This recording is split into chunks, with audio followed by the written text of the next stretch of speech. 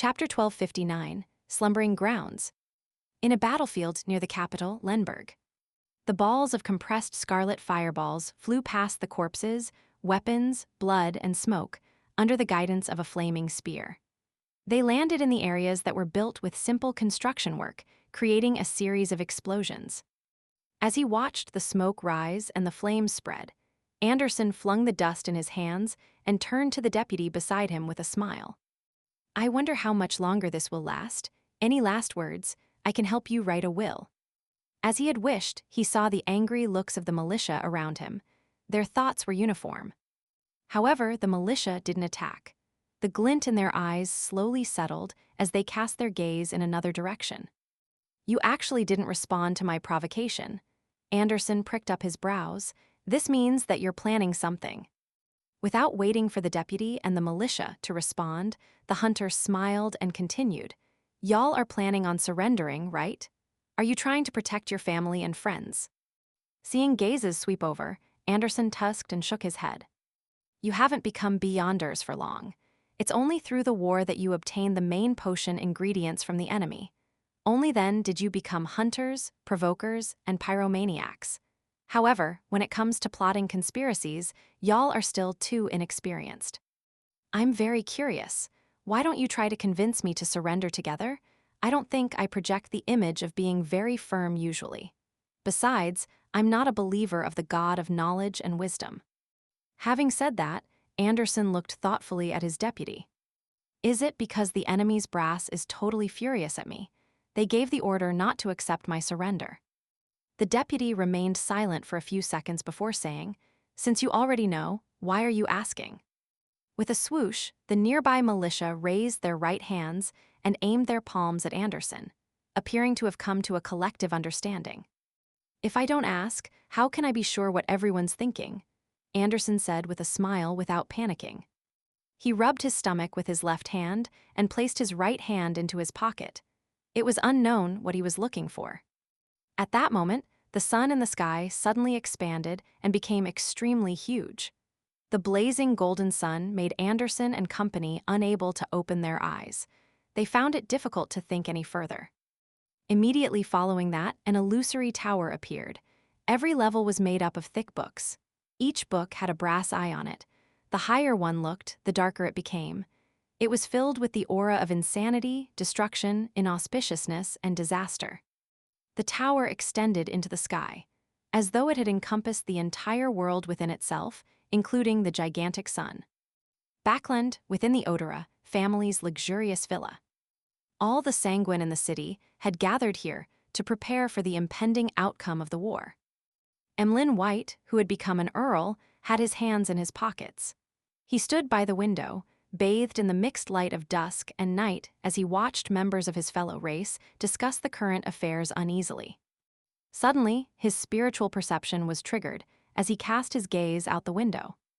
In the garden, a bunch of withered grass was dyed green once again. They rapidly grew and soon, they reached the height of a person. In other places in the city, some of the street-side trees that had not been affected by the previous bombardment were wildly absorbing nutrients from unknown sources.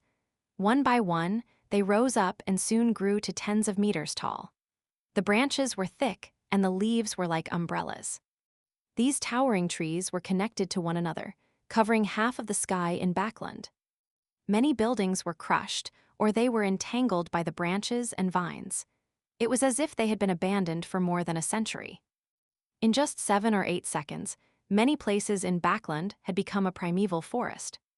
After passing through the open door and entering the dark interior of the giant king's residence, Klein immediately observed the silver knight marionette in front of him, the staff of the stars in his right hand, and creeping hunger on his left hand.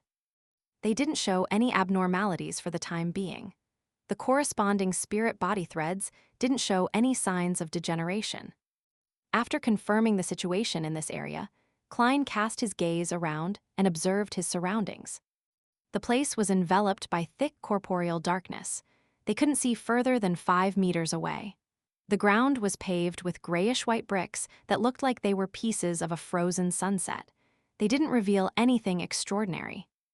After some thought, the corners of Klein's mouth curled up. He reached into the void, grabbed, and attempted to summon an angel.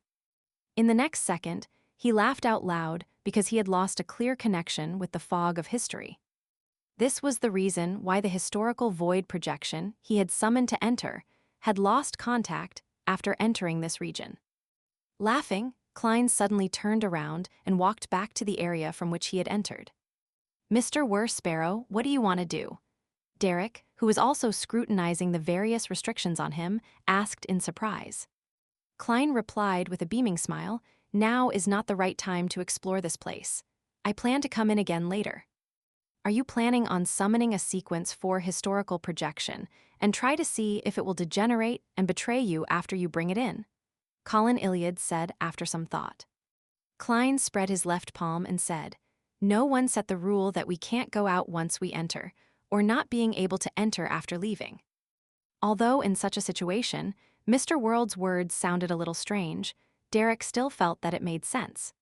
This was because the City of Silver had done the same thing when exploring the surrounding areas. Through repeated acts of entering and exiting, they gradually accumulated intelligence and details to finally resolve whatever problems they faced. Lavia didn't say a word or object.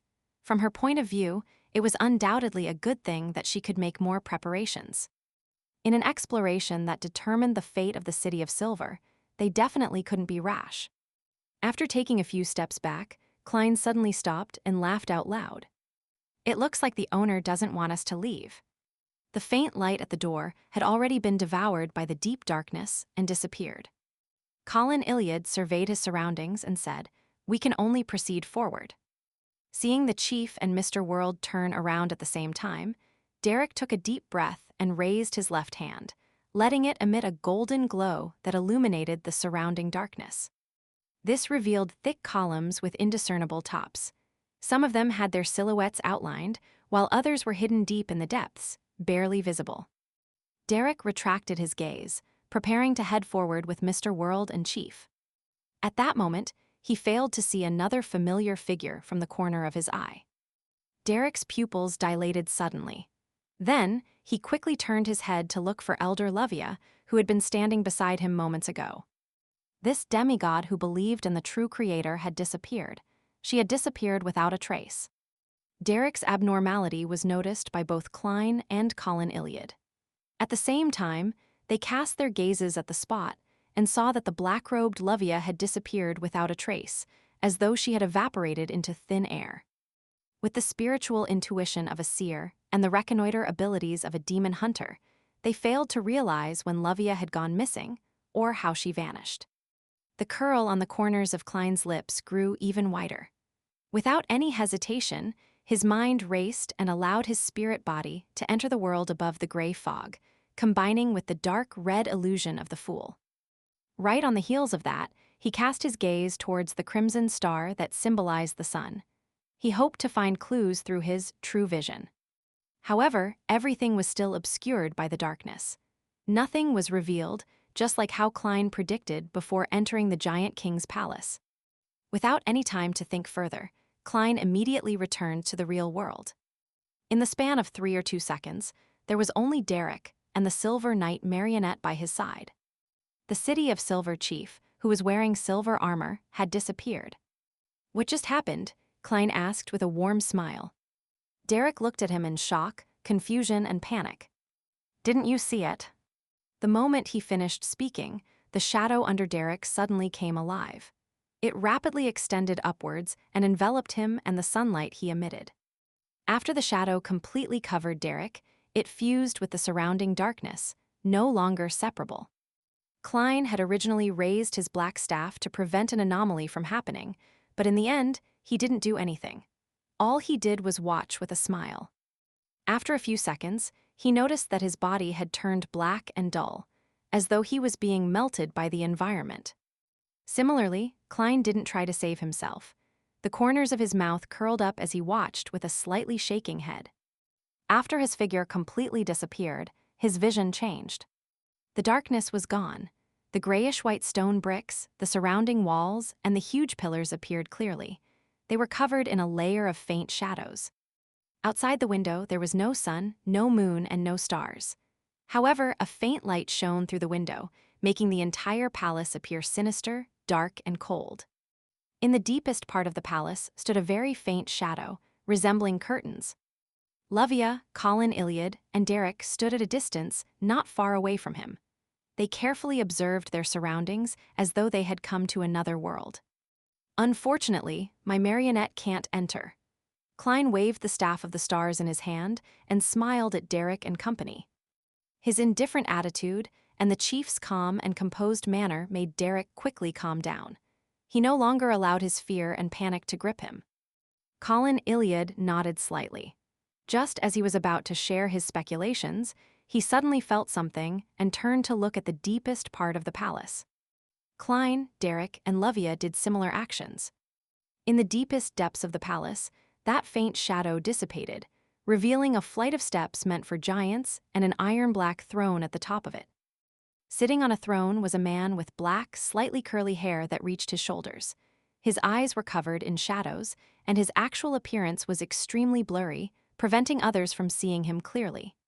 Layers and layers of black wings fell down from behind him, covering most of his body. The robe was black with silver threads embroidering it. They formed complicated patterns and had gorgeous accessories hanging on it. At that moment, the man had his left elbow on the armrest, holding up one side of his face with his palm as though he was in a deep sleep.